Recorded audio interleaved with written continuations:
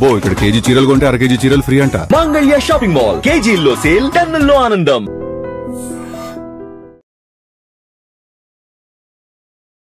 Welcome to I Dream. నా పేరు లుంబిని. మనతో పాటు ప్రముఖ motivational speaker, writer and activist, most importantly strong woman Sandhyarani Palaparthi గారు ఉన్నారు. ఆవిడతో మాట్లాడి ఇప్పుడు జరుగుతున్న కరెంట్ ఇష్యూస్ గురించి ఆవిడ అనాలిసిస్ ఏంటో ఆవిడ మాటలోనే విందాం.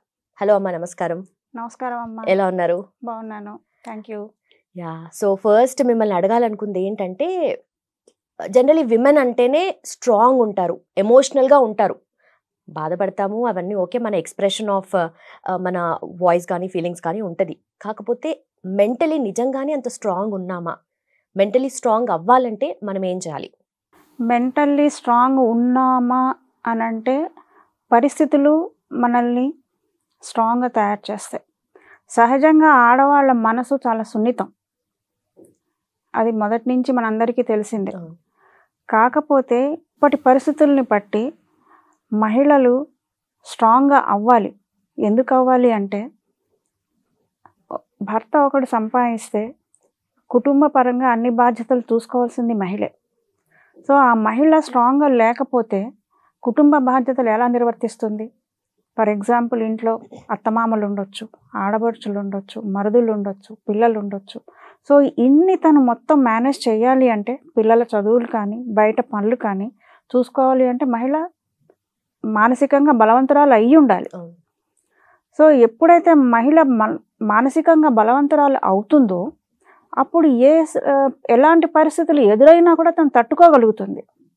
ఎందుకంటే కుటుంబ పరంగా ఎదుర్కొన్న కష్టాలు కానివ్వండి, సమస్యలు కానివ్వండి, తను ఒక్కొక్కటి డైలీ ఫేస్ చేస్తూ ఉంటుంది. కాబట్టి ఏదైనా బయట నుంచి కూడా ఏదైనా సమస్య వచ్చినప్పుడు తను ధైర్యంగా ఎదుర్కోగలుగుతుంది.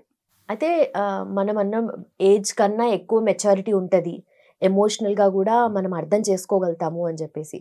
అయితే నిజంగానే ఇప్పుడు ఈ కరెంట్ టైమ్స్కి మనం రెడీగా ఉన్నామా అని? కరెంట్ టైంలో అంటే ఇప్పుడంతా లైఫ్ ఉరుకులు పరుగులు అయిపోయింది.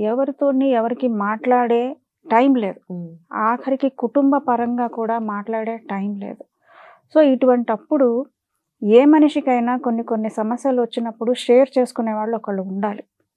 ఆ షేర్ చేసుకునే వాళ్ళు లేనప్పుడు ఏమవుతుందంటే, వాళ్ళు వెతుక్కుంటూ ఉంటారు, నా సమస్యని ఎవరు వింటారు, ఎవరికి చెప్పుకోవాలి.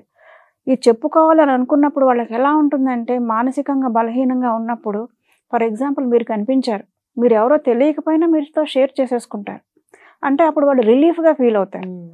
కానీ ఇక్కడ ఏమవుతుందంటే, ఇప్పటి కాలంలో ఆవిడ సమస్యని మీరు అడ్వాంటేజ్గా తీసుకోవచ్చు. దీనివల్ల ఏమవుతుందంటే, ఈ సమస్యలకి పరిష్కారం దొరకక చెప్పుకునే వాళ్ళు లేక వీళ్ళు డిప్రెషన్లోకి వెళ్ళిపోవటం, లేదా ఆత్మహత్యలు చేసుకోవాలని అనుకోవటం, లేదా ఇతరత్ర ఇంకేదో విధంగా అయినా దురలవాట్లకి అలవాటు పడటం, ఇవన్నీ కూడా అవుతూ ఉంటాయి. సో ఇలాంటి వాటిని కూడా మనం ఎదుర్కోవాలి, మనం స్ట్రాంగ్గా ఉండాలి అని అనుకోవాలంటే దీనికి కొన్ని మార్గాలు ఉంటాయి. ఏమిటి అంటే, మనల్ని మనం డైవర్ట్ చేసుకోవటం. ఉదాహరణకి, మీకు ఏదో పాటలు పాడటం ఇష్టం అనుకోండి, చిన్నప్పటి నుంచి మీరు ఏదో కొద్దిగా సంగీతమో ఏదో నేర్చుకున్నారు, దాని మీద కాన్సన్ట్రేట్ చేయండి. లేదు మీకు కుట్లు అల్లికలు అంటే ఇష్టం, అవి నేర్చుకోండి, అవి డెవలప్ చేసుకోండి. లేదు కొంతమందికి ఏంటంటే పిల్లలతో, చిన్న పిల్లలతో టైం స్పెండ్ చేస్తే చాలా రిలీఫ్ ఫీల్ అవుతారు వాళ్ళు. ఒక పార్క్కి వెళ్ళండి, ఒక నలుగురు పిల్లలతో ఆడుకోండి. అంటే ఇది జీవితం. తొందరపాటు నిర్ణయాలు తీసుకొని మనల్ని మనం అంతం చేసుకోవటం అనేది సమస్యకి పరిష్కారం కాదు. మనల్ని మనం ఎంత బలవంతులుగా తయారు చేసుకోవాలంటే మానసికంగా, నేను అందరికీ ఒకటే చెప్తా, మనకి ఎవరు లేరని అనుకోండి, ఒకసారి ఎవ్వరు లేరు, మనకి ఒక్కదానివే నువ్వు బతకాలి, జీవితంలో సమస్యలను ఎదుర్కోవాలి, ఏం చేస్తావు? ఒక్కసారి ఆ ప్రశ్న వేసుకోండి, నీకు ఆటోమేటిక్గా మార్గం అనేది కనిపిస్తుంది. ఎట్లా కనిపిస్తుంది అంటే, అవును బతకాలి కదా, నేను బతకాలని అనుకున్నప్పుడు మరి నేనేం చెయ్యాలి? నెక్స్ట్ క్వశ్చన్, నువ్వేం చేయాలి అనుకున్నప్పుడు దానికి సమాధానం ఏ ఉద్యోగం చేయడమో, ట్యూషన్స్ చెప్పుకోవటమో, లేదా పాటలు, సంగీతం, నీకు వచ్చిన సంగీతం నేర్పించటమో ఒక వ్యాపకం. ఆ వ్యాపకంలో ఇంకొక అడుగు ముందుకేయాలి. ఎప్పుడైనా నేను చెప్పేది ఏంటంటే, ఎవరికైనా సరే ఒక మంచి మార్గంలోకి వెళ్ళండి. ఇప్పుడు కొంతమంది అంటారు, ఇంట్లో ఇన్ని సమస్యలే, కొంచెం రిలాక్స్ అవుతుంది కానీ పద, మనం ఇవాళ రేపు ఆడవాళ్ళకు కూడా పబ్బులు వచ్చాయి కదా, ఏ పబ్బుకో వెళ్ళిపోదాం, లేదా ఏ పార్టీకో వెళ్ళిపోదాం. ఆ పార్టీలు తప్పు లేదు చేసుకోవటం, కానీ ఎటువంటి పార్టీ అది, ఏం పార్టీ? లేదా కొంతమంది నిద్ర మాత్రలకు అలవాటైపోతారు. ఇవి సమస్యలకి పరిష్కారం కాదు. మనల్ని మనము ఎలా బలవంతులుగా తయారు చేసుకోవాలి మానసికంగా అన్న దానికి ఫస్ట్ మనం మార్గం వెతుకోవాలి. మనమే బలహీనలం కాదు. సమస్య వచ్చినప్పుడు ధైర్యంగా నువ్వు ఎదుర్కోగలిగావు అంటే నువ్వు బలవంతురాలివే. కానీ ఇంకొంచెం సమస్యలు అనేవి కొన్ని చిన్నవి ఉంటాయి, కొన్ని పెద్ద ఉంటాయి. కొన్ని సమస్యలకు అసలు మీకు జీవితాంతం పరిష్కారమే దొరకవు. ఆ పరిష్కారం దొరకని వాటి వెనకాల పరిగెత్తొద్దు, కాలానికి వదిలేయండి, అదే చూసుకుంటుంది. ఆ సమస్యకి పరిష్కారం అనేది కాలమే చెప్తుంది. మనం అంటుంటాం, ఇంట్లో పెద్దవాళ్ళు అంటుంటారు చూడండి, కొన్ని సమస్యలకి కాలమే పరిష్కారం చూపిస్తుంది అని. సో అలాంటి వాటిని వదిలేసేయండి. మీరు మీ సమస్యల్ని కొన్నిటిని పరిష్కరించుకోగలిగినప్పుడు వాటికి మార్గాలు వెతకండి. ఇంట్లో కుటుంబ సభ్యులతో చర్చించండి, భర్తతో చర్చించండి. సో వాళ్ళకు కూడా సమయం లేదు అన్నప్పుడు ఎప్పుడో ఒకప్పుడు ఒక అవకాశం, ఇప్పుడు ఇంట్లో ఉన్నప్పుడు ఒక 10 నిమిషాలు మాట్లాడే టైం అయితే దొరుకుతుంది కదా, వాళ్ళతో షేర్ చేసుకోండి. ఇలా సమస్య వచ్చింది, దీనికి ఏం చేయాలి. ఇప్పుడు సమస్య అనేది మనం చెప్తాం, పరిష్కారం వాళ్ళకి తోచిన సలహా వాళ్ళు ఇస్తారు. అది పాటించాలని ఏం లేదు, నీకు నచ్చితే నువ్వు పాటించు. ఆ సమస్యకి పరిష్కారం నీకు వీళ్ళు చెప్పింది కరెక్టే, మనం చెయ్యాలి తప్పకుండా, దీనివల్ల సాల్వ్ అవుతుంది అని అనిపించినప్పుడు తప్పకుండా అది పాటించడంలో తప్పు లేదు. అలాగే యువత ఏదైతే ఉందో ఎంత కాదనుకున్నా హై స్కూల్ నుండి స్టార్ట్ అవుతాయి కొన్ని లవ్ స్టోరీస్, కొన్ని ఇంటర్మీడియట్ స్టేజ్ నుండి, ఆ టైం నుండి ఉంటాయి. కొంతమంది సక్సెస్ఫుల్ అయ్యి పెళ్లి చేసుకొని హ్యాపీగా ఉన్న వాళ్ళు ఉన్నారు, మధ్యలోనే బ్రేకప్ అయిన వాళ్ళు కూడా ఉంటారు. స్పెషలీ అలాంటి బ్రేకప్స్ని విమెన్ ఎట్లా హ్యాండిల్ చేసుకోవాలి? అసలు ఫస్ట్ థింగ్, టీనేజ్లో పిల్లలకి ప్రేమ అంటే ఆకర్షణ, ఈ రెండింటికి తేడా తెలియాలి. అది తెలియకపోవటం వల్లనే చాలా సమస్యలు వస్తున్నాయి. ఇంకొకటి అమ్మ, నిజంగా ఒక మనిషిని మీరు ఇష్టపడుతున్నారు అని అన్నప్పుడు, ఫర్ ఎగ్జాంపుల్ మీరు ఉన్నారు, మీతో నేను స్నేహం చేస్తున్నప్పుడు మీలో ఉన్న మంచిని నేను యాక్సెప్ట్ చేయాలి, చిన్న నెగటివ్ పాయింట్స్ ఉంటాయి వాటిని నేను యాక్సెప్ట్ చేయాలి. యాజ్ ఏ వెల్ విషర్గా, యాజ్ ఏ ఫ్రెండ్గా నేను మీకు మీలో ఉన్న నెగటివ్ పాయింట్స్ని నేను చెప్పగలగాలి, ఇలా చేస్తున్నావు ఇది తప్పు అని. అప్పుడే అది నిజమైన స్నేహం అవుతుంది. సో మీరేంటి, ఈ స్నేహాలన్నీ ఇప్పటివన్నీ కూడాను సినిమాలకు వెళ్దామా, షికార్లకు వెళ్దామా, పబ్బులకు వెళ్దామా, పార్టీ చేసుకుందామా, ఇంతవరకే ఉంటున్నాయి. కానీ ఒకవేళ ఓకే మీకు టీనేజ్లో ఒకళ్ళ పట్ల ఒకళ్ళకి ఆకర్షణ ఏర్పడింది, అలాంటప్పుడు మీరు ఏం చేయాలి, మనం ఒక గోల్ పెట్టుకుందాం. మన డిగ్రీ అయిన తర్వాత, అప్పటికి ఇంకా మెచ్యూరిటీ వస్తుంది, డిగ్రీ అయిన తర్వాత కూడా అప్పుడు కూడా ఇదే ఫీలింగ్ ఉంటే పెళ్లి చేసుకుందాం, జీవితంలో సెటిల్ అవుదాం. అంతేకాని ఏదో నువ్వు వాళ్ళు ఇక్కడ తీసుకెళ్ళలేదు కదా, లేదా నేను చెప్పింది నువ్వు చేయలేదు కదా, నేను నీతో మాట్లాడను, బ్రేకప్, అది కాదు.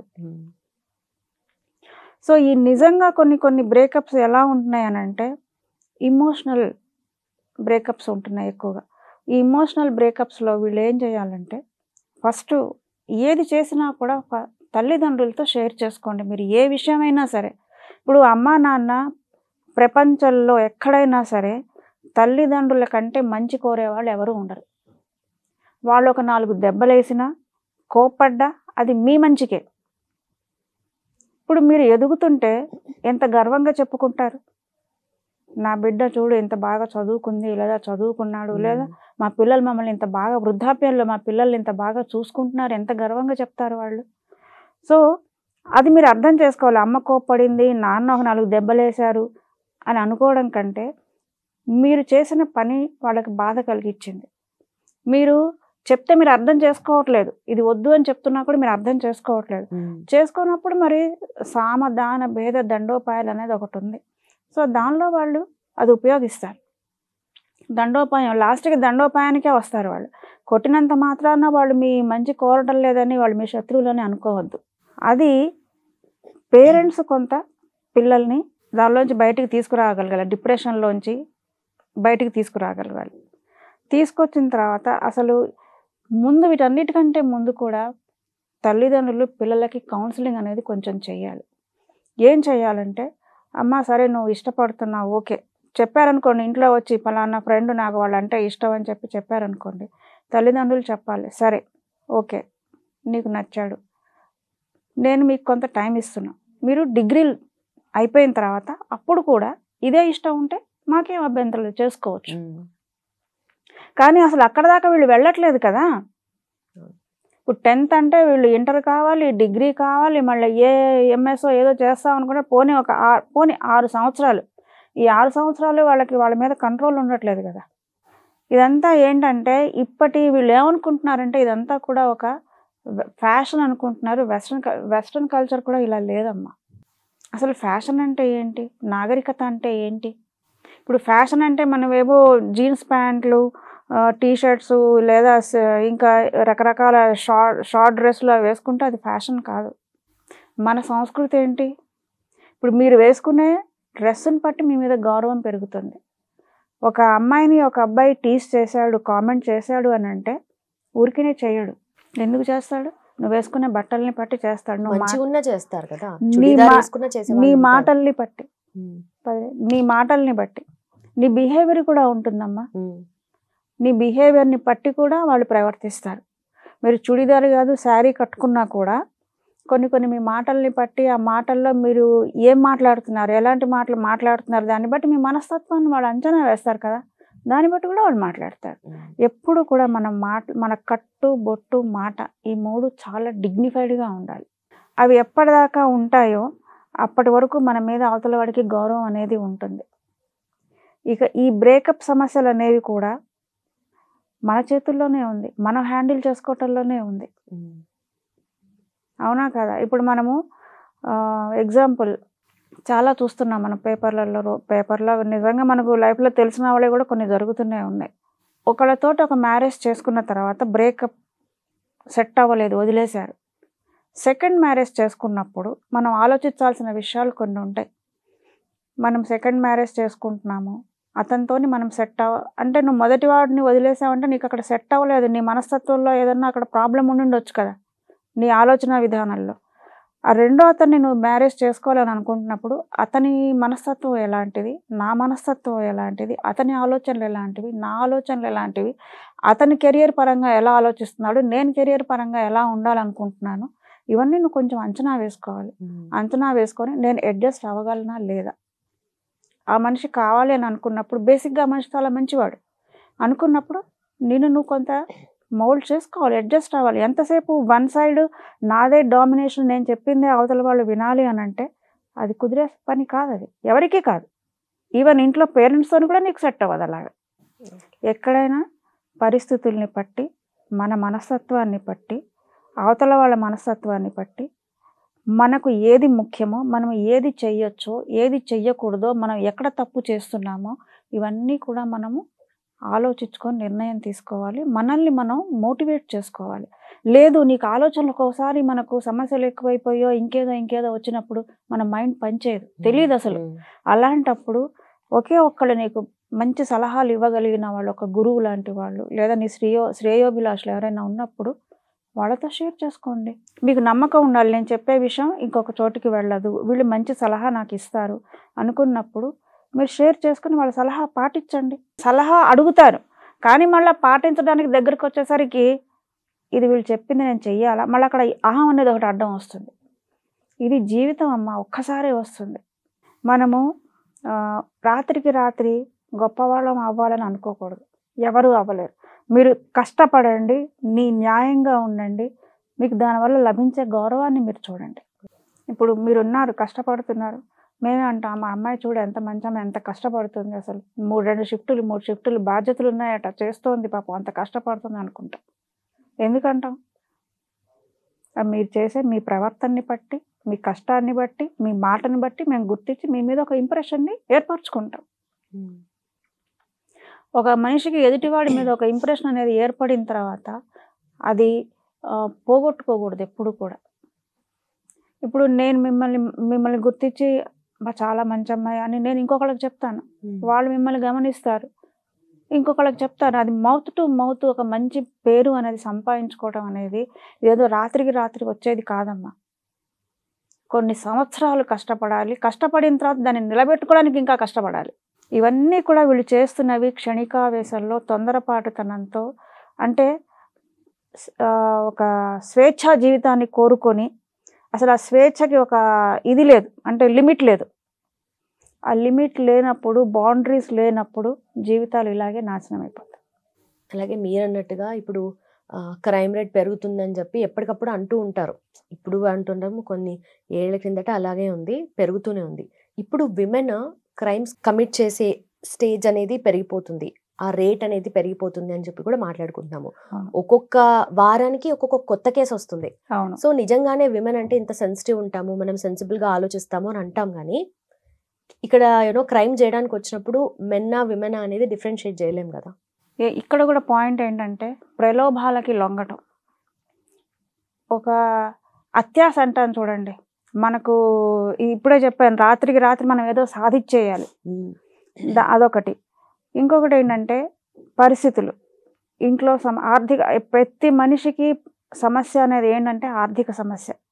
ఈ ఆర్థిక సమస్యల వల్ల కొంతమంది కంపేర్ చేసుకుంటారు వేరే వాళ్ళతోటి.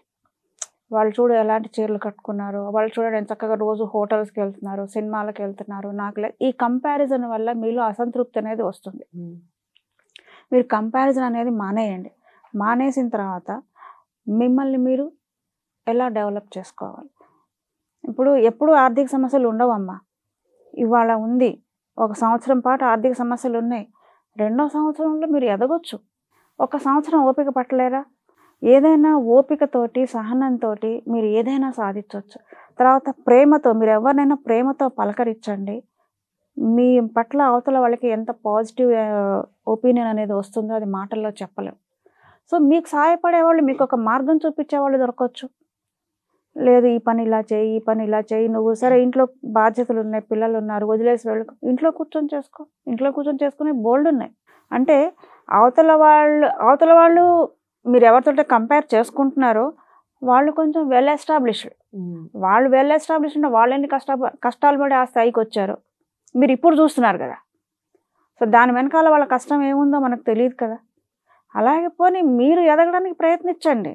మీరు వాళ్ళని చూసి ఈర్షపడే బదులు మిమ్మల్ని మీరు డెవలప్ చేసుకోండి. ఎంతమంది ఆడవాళ్ళలో నేను చూస్తూ ఉంటాను, కుటుంబ పరంగా బాధ్యతలు ఉండి ఆర్థిక సమస్యలతో సతమతం అవుతూ ఉన్న వాళ్ళు, బయటికి వెళ్ళలేని వాళ్ళు ఇంట్లో కూర్చొని ఏదో ఒకటి, రోజుకు ఒక 50 రూపాయలు సంపాదించుకున్నా చాలు. ఒక అరకిలో కూరలు వస్తాయి, లేదా 1 కిలో కూరలు వస్తాయి, లేదా ఒక పాల ప్యాకెట్ వస్తుంది, 1/2 లీటరు. ఏదో ఒకటి వేడి నీళ్ళకి చన్నీళ్ళు అంటాం కదా. ఈ రోజున మీరు రోజుకి 50 సంపాదించుకున్న వాళ్ళు, మీ వర్క్ నచ్చితే మీరు రోజుకి 500 సంపాదించుకోవచ్చు. ఒక డిజబుల్డ్ అమ్మాయి, నాకు తెలిసిన అమ్మాయి, డిజబుల్డ్ అమ్మాయి, ఆ అమ్మాయి ఇంట్లో కూర్చొని రోజుకు 1000 రూపాయలు సంపాదిస్తూ నేను ఇంకా ఏదన్నా చెయ్యాలి అనే తపనతోటి కొంతమంది అనాథ పిల్లల్ని చేరతీసి వాళ్ళ కాళ్ళ మీద వాళ్ళు నిలబడేలాగా కుట్లు నేర్పిస్తుంది అమ్మాయి. డిజబుల్డ్ అమ్మాయి చేత్తోనే కుడుతుంది, మిషన్, కాళ్ళు పనిచేయవు అమ్మాయికి. మరి ఆ అమ్మాయి అనుకోవచ్చు కదా, నేను ఎందుకు కష్టపడాలి, నేను ఎందుకు వీళ్ళకి నేర్పించాలి, నేను ఒక 1000 రూపాయలు సంపాదించుకుంటున్నాను, ఈ అనాథ పిల్లలందరినీ నేనెందుకు చేరదీసి వాళ్ళని చదివించాలి అని అనుకోవచ్చుగా అమ్మాయి. కానీ అట్లా అనుకోవట్లా. వాళ్ళ ఎదుగుదలకి అమ్మాయి తోడ్పడుతోంది.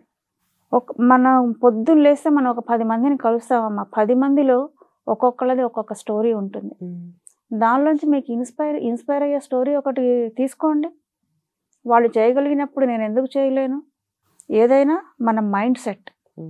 నువ్వు కష్టపడదలుచుకుంటే కష్టపడవచ్చు. నేను ఇలాగే కూర్చుంటా అంటే అలాగే కూర్చుంటావు.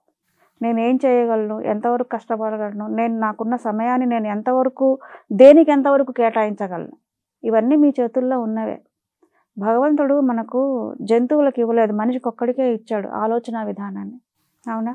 సో దీన్ని బట్టి మీరు ఏమనుకోవాలి, అన్నీ మన చేతుల్లోనే ఉన్నాయి కదా.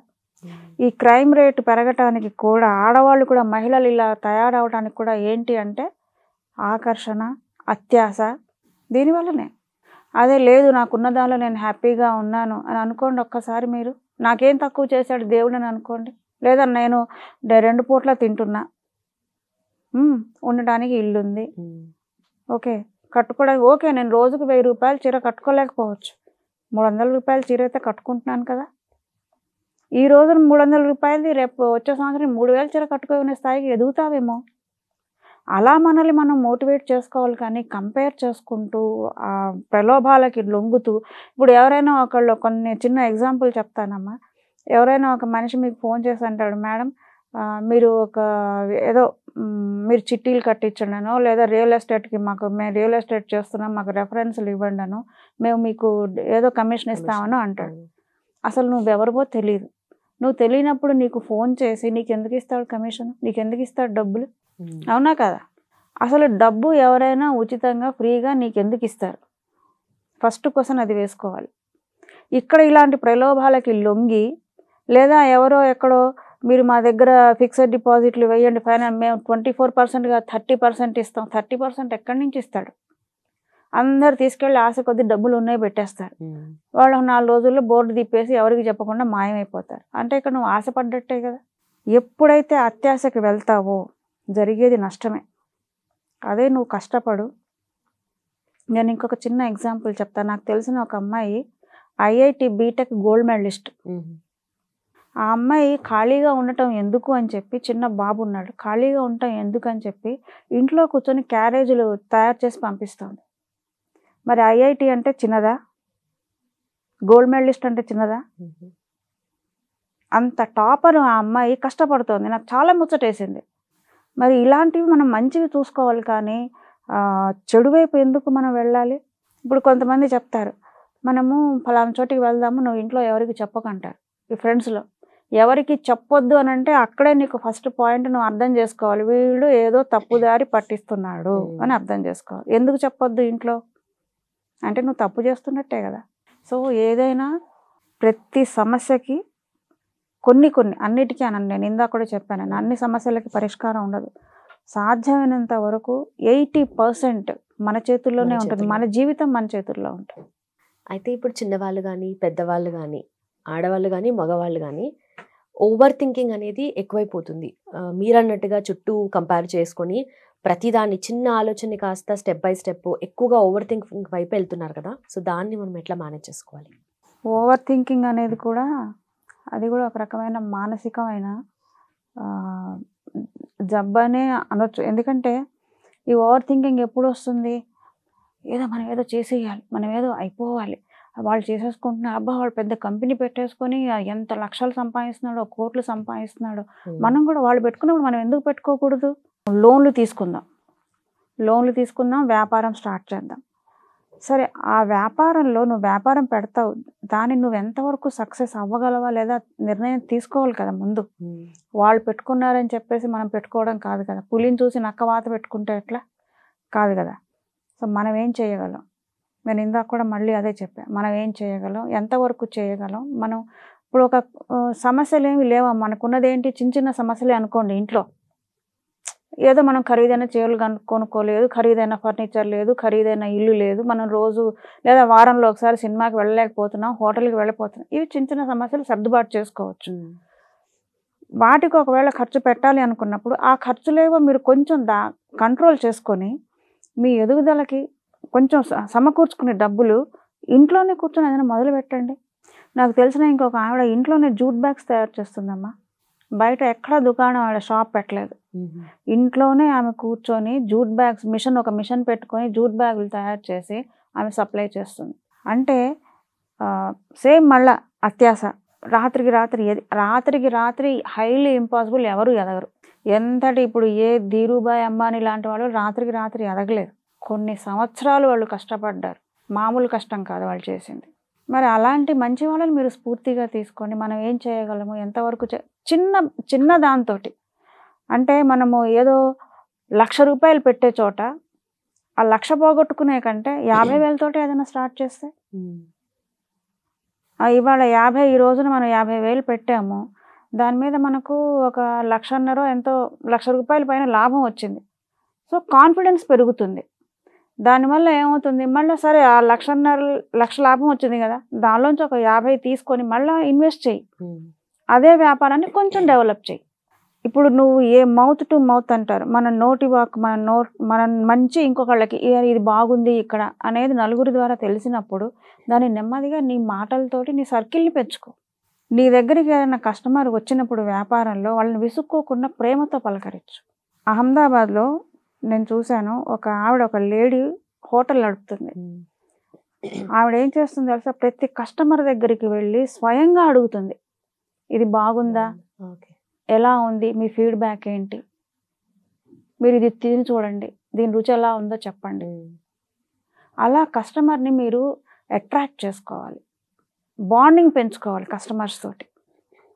రిసీవింగ్ బాగుండాలి. కొన్ని చోట్ల నేను చూస్తాను షాప్స్లో అసలు విసుక్కుంటారు, కసురుకుంటారు, ఇక మళ్ళీ అక్కడికి వెళ్ళబుద్ధి మనం అడుగుతూ ఉంటే వాళ్ళు ఫోన్లు మాట్లాడేస్తుంటారు. ఈ ఫోన్లు వచ్చిన తర్వాత వ్యాపారం తక్కువ, ఫోన్లు ఎక్కువైపోయినాయి. ఈ మన పని చేసే చోట ఎక్కడైనా సరే ఈ ఫోన్లు అనేవి ఫస్ట్ పక్కన పెట్టేయాలి. ఏదన్నా ఎమర్జెన్సీ ఫోన్ వచ్చి, ఎమర్జెన్సీ అయితే మాట్లాడు, 2 నిమిషాలు మాట్లాడు, కానీ ఊరికే ఈ ఫ్రెండ్స్ చేయడము, ఇంట్లో వాళ్ళు చేయటం, చెప్పాలి నేను పనిలో ఉంటాను, నేను ఫ్రీ అయ్యాక నేనే చేస్తాను. నువ్వు ఒక చోట పని చేస్తున్నప్పుడు నీ బాధ్యత ఏంటి? వచ్చిన వాళ్ళని సరిగ్గా చూసుకోవడం. అంటే నీ ఉద్యోగ బాధ్యతని నువ్వు సరిగ్గా నిర్వర్తించగలగాలి. నువ్వు ఏ ఉద్యోగం అన్నా చేయి. ఫోన్లు మాట్లాడుతూ కూర్చుంటే వాడు ఇవాళ చూస్తాడు, రేపు చూస్తాడు, ఎల్లుండి వెళ్ళిపో అంటాడు. మరి అక్కడ సమస్య నువ్వు సృష్టించుకున్నదేగా. నీ మనసు మీద నీకు కంట్రోల్ అనేది ఉన్నప్పుడు సింపుల్ ఒకటే మాట, నేను తర్వాత మాట్లాడతా. ఎందుకు? నీకు అక్కడ బాధ్యత అనేది ఉంది. నిన్ను నమ్మి ఆ ఓనర్ నీకు అప్పచెప్పాడు ఒక బాధ్యతని, మరి నువ్వు పూర్తి చేయాలిగా సరిగ్గా. వీటన్నిటికీ సమస్యలు ఇవన్నీ కూడా మన చేతుల్లో ఉండేవే పరిష్కారాలు. మనం అప్పులు చేయటం అనేది మన తప్పు, ఆశపడటం అనేది మన తప్పు. అంటే ఆశ ఉండాలి, జీవితం మీద ఆశ ఉండాలి. రేపు మంచి జరుగుతుందనే ఆశ ఉంటేనే మనిషి బ్రతుకుతాడు, కానీ అత్యాశ ఉండొద్దు. ఇప్పుడు వీడిని ముంచి మనం పైకొద్దాము, వాడిని ముంచి మనం పైకొద్దాము. ఇప్పుడు కొంతమంది మేము చిట్టీలు మొదలు పెట్టామండి అంటారు, చిట్టీలు కట్టండి అంటారు. నీ అడ్రస్సే సరిగా తెలియదు, చిట్టీలు ఏం కడతారు? నువ్వెవరో సరిగా తెలియదు, నీ ఫోన్ ఒక్కొక్కసారి స్విచ్ ఆఫ్ వస్తుంది, చిట్టీలు కడితే నువ్వు 4 రోజుల్లో వెళ్ళిపోతే అంటే అక్కడ కూడా నీకు ఆశే. నిజంగా నువ్వు జెన్యూన్ అయితే దానికి ఒక పద్ధతి ఉంది. ఓవరాల్గా ఏదైనా డిప్రెషన్ కానీ, స్ట్రెస్ కానీ, తర్వాత ఈ మెంటల్ యాంగ్జైటీ కానీ, లేదా మెంటల్ స్ట్రెంగ్త్ కానీ, క్యాపబిలిటీ కానీ, ఇవన్నీ కూడా మన సరౌండింగ్స్లో మన వాళ్ళతోటి మనం చేసుకోగలిగినవే. మళ్ళీ రహస్యం, మన విషయం ఇంకోటికి తెలియకూడదు. మనం చెప్తే వాడు బాగుపడిపోతాను ఇదొకటి, అది తప్పు. వాళ్ళు బాగుపడతారు పడడానికి వేరే విషయం. నీ సమస్యకి నీకు ఉన్నప్పుడు నువ్వు ఒక మనిషితో షేర్ చేసుకుని నువ్వు నమ్మాలి, వాళ్ళు చెప్పేది వినాలి. ఇప్పుడు చెప్పిన మాట వినక దాదాపుగా 60% జీవితాలు నాశనం అయిపోతున్నది ఇదే. ఆడవాళ్ళు, ముఖ్యంగా పిల్లలు, పెళ్ళైన వాళ్ళు. ఒక మహిళ అంటే ఇందాక చాలా సున్నితమైన మనసు ఆడవాళ్ళది చెప్పాను స్టార్టింగ్లోనే, కానీ నువ్వు అంత కఠినంగా కఠోరంగా బిహేవ్ చేస్తున్నావనంటే నువ్వు అవతల వాళ్ళ మాటలకి ఎంత నువ్వు లొంగిపోయావు. నువ్వు వాళ్ళు ఎలా ట్యూన్ చేస్తే నువ్వు అలా ట్యూన్ అయిపోతున్నావు. ఇప్పుడు కడుపున పుట్టిన బిడ్డల్ని ఒక తల్లి చంపుకోగలిగింది అని అంటే అసలు ఇంత జ్వరం వచ్చినా, దగ్గినా, తుమ్మినా తల్లి మనసు వెలవెల్లాడిపోతుంది. అలాంటిది నువ్వు చంపుకోగలిగావంటే అవతల వాడు వాడు ట్యూన్ చేశాడు, నువ్వు ఎంత లొంగిపోయావు వాడికి. వాడు ఎవరైతే పిల్లల్ని వదిలేయమని అన్నాడో అక్కడే నువ్వు ఆలోచించుకోవాలి, వాడు చేస్తున్నది తప్పు, నన్ను రాంగ్ డైరెక్షన్లోకి తీసుకెళ్తున్నాడు అని. వాడిని నమ్మడానికి లేదు అని నువ్వు అక్కడే, నీకు అది హింట్. అది ఇందాక ఒక మాట చెప్పాను నేను, ఎవరైతే ఇంట్లో ఈ విషయం చెప్పొద్దు అని అన్నారనుకో అది నీకు అక్కడ స్ట్రైక్ అవ్వాలి. ఎందుకు చెప్పొద్దు? అంత చెప్పకూడదంత తప్పు ఏం చేస్తున్నావు అంటే, ఈరోజు సినిమాకి చెప్పొద్దు అంటావు, రేపు పబ్కి వెళ్దాం చెప్పొద్దు అంటావు, రేపు ఇంకెక్కడికో అవుట్ ఆఫ్ స్టేషన్ ఎక్కడికో వెళ్ళిపోదాం చెప్పొద్దు అంటావు. అంటే ఇదంతా తప్పే కదా. మరి పిల్లలకి కూడా తల్లిదండ్రులు ఏ విషయాన్నైనా సరే స్వేచ్ఛగా మాట్లాడే అవకాశం ఇవ్వాలి. ఏదైనా సరే షేర్ చేసుకోవాలి. తల్లిదండ్రులు కూడా పిల్లలతోటి కనీసం రోజుకు ఒక అరగంట సేపు కూర్చొని వీళ్ళ గురించి వాళ్ళ గురించి కాకుండా కేవలం వాళ్ళ కోసమే టైంని కేటాయించాలి. అప్పుడు ఏమవుతుందంటే పేరెంట్స్కి పిల్లలకి బాండింగ్ పెరుగుతుంది, అండర్స్టాండింగ్ అనేది ఒకటి వస్తుంది, ట్రస్ట్ అనేది పెరుగుతుంది. ఇప్పుడు లేకుంటే పిల్లల్ని తల్లిదండ్రులు అనుమానిస్తూనే ఉంటారు కదా, ఏమో వీళ్ళు నిజం చెప్తున్నాడా అబద్ధం చెప్తున్నాడా, మళ్ళీ దాని వెనకాల ఇంకో ఎంక్వైరీ. మళ్ళీ ఏమండి మా అమ్మాయి స్కూల్కి వస్తుందా, మా అబ్బాయి స్కూల్కి వస్తున్నాడా, ట్యూషన్కి వస్తున్నాడా, ఈ ఎంక్వైరీలు మొదలవుతాయి. దానికి బదులు పిల్లలకి చెప్పి స్వేచ్ఛ ఇవ్వు. అమ్మాయి వాళ్ళు నేను స్కూల్కి వెళ్ళను, ఎందుకు వెళ్ళవు, ఆ రీజన్ ఏదో చెప్తారు, ఓకే వెళ్ళకు, కరెక్ట్ అనిపిస్తే సర్లే అమ్మ వెళ్ళకు, అయిపోయి. అదే నువ్వు వెళ్ళాలి, ఎందుకు వెళ్ళవు, ఒక రోజు నీకు స్కూల్ పోతుంది, ఆ లెసన్లన్నీ నువ్వు వెనకబడిపోతావు, ఆ నోట్స్లన్నీ ఎవడు రాస్తాడు, నీకు ఇష్టం ఉన్నా లేకుండా నువ్వు వెళ్ళి తీరాలని 4 బాధి పంపిస్తే రెండోసారి వాళ్ళు మళ్ళీ అయితే స్కూల్కి అని చెప్పి ఎక్కడికో వెళ్ళిపోతారు. అప్పుడు చెప్పండి. మనం కూడా పిల్లల దగ్గరకు వచ్చేసరికి కొంచెం తగ్గాలి. ఏదైనా ఇంటి దగ్గరే అంటారు, ఏదైనా సరే మనం సమాజంలోంచి ఇంట్లోకి రావట్లా, ఇంట్లోంచి సమాజంలోకి వెళ్తున్నాం. సో ఇంట్లో ఎప్పుడైతే మనము వాల్యూస్, ఎథిక్స్, మంచి చెడు, నీతి, నిజాయితీ వీటన్నిటితో పాటుగా ప్రవర్తన, వీటన్నిటి మీద ఎప్పుడైతే మనం పిల్లలకి నేర్పిస్తామో చెప్తామో వాళ్ళు చేసే పనులను మనం గమనిస్తూ ఉండాలి. పిల్లలు చేసే పనులు గమనిస్తూ ఉండాలి. గమనిస్తూ ఒకవేళ వాళ్ళు పిల్లలు కదా వాళ్ళకి తెలియదు, సో మనం సరిదిద్దకపోగా నువ్వు చేస్తున్నది కరెక్టే అంటే వాళ్ళు ఇంకా అంతే. ఇప్పుడు ఇంకొక ఎగ్జాంపుల్ ఒకటి చెప్తాను. నాకు తెలిసిన ఒక ఆవిడ వాళ్ళ అబ్బాయి అంట పార్టీ అని 100 రూపాయలు ఇవ్వమని అడిగేవాట. ఆ 100 రూపాయలు ఎందుకులే 1000 రూపాయలు తీసుకొని ఇచ్చేవాళ్ళట. ఈ రోజున ఆ అబ్బాయి ఆ 1000 రూపాయలు చూడండి, చిన్నప్పటి నుంచి 100 అడిగితే 1000 ఇచ్చారు కదా, అది అలవాటైపోయి పార్టీలు జల్సాలు ఫ్రెండ్స్ చెడలవాట్లు. ఆఖరికి ఇప్పుడు ఏ స్టేజ్కి వచ్చాడంటే తల్లిదండ్రులకి తెలియకుండా స్థలాలు అమ్మేసే స్టేజ్కి వచ్చేసాడు. వాళ్ళకి తెలియదు అమ్మిందాక. తప్పెవరిది మరి? నన్ను అడిగితే నేను మీదే తప్పని చెప్పాను. అసలు వాళ్ళు అడుగుతున్నది దేనికి అడుగుతున్నారు? పిల్లలు అడుగుతారమ్మా, డబ్బులు అమ్మ చాక్లెట్ కొనుక్కుంటానో ఏదో అవసరం ఉందనో అడుగుతారు. వాళ్ళు అడిగినప్పుడు దేనికి ఎందుకు? వాళ్ళు అడిగింది వాళ్ళు 100 రూపాయలు అడిగితే లేదు 50 రూపాయలు తీసుకో, సర్ది చెప్పు, మళ్ళీ రేపు చూద్దాంలే. పిల్లలది చిన్న పిల్లల మనసు తెల్ల కాగితం లాంటిదమ్మా. మనము దాని మీద ఏది రాస్తే అదే ఉండిపోతుంది. అది నువ్వు ప్రేమతో దాన్ని డెవలప్ చేయి. అదొక చిన్న మొలక. ఆ మొలక మహావృక్షం అవ్వాలి, మంచిగా అవ్వాలి అని అంటే మనం మంచి చెప్పాలి వాళ్ళకి. మనం వేసే విత్తు మంచిదై ఉండాలి. సరే అమ్మ, thank you so much. Thanks for your time అమ్మ. నాకు ఈ అవకాశం ఇచ్చిన ఐ డ్రీమ్స్ వాళ్ళకి ధన్యవాదాలు.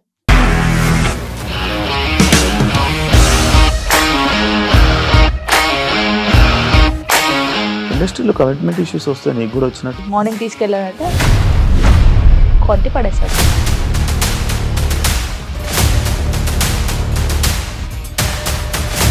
ఒక్కళ్ళు కూడా చూడలేదు ఈ సినిమా అని చెప్పడానికి కూడా చాలా ధైర్యం కావాలి. అది నిజం కదా, దాంట్లో ధైర్యం ఏంటి? నెక్స్ట్ డే ప్లేట్ మార్చేస్తే తప్పు కదా. As of now we are comfortable this అని నేను అనుకుంటున్నాను. రష్మిక గారిది మీది ఒకే ఊరు అంట కదా?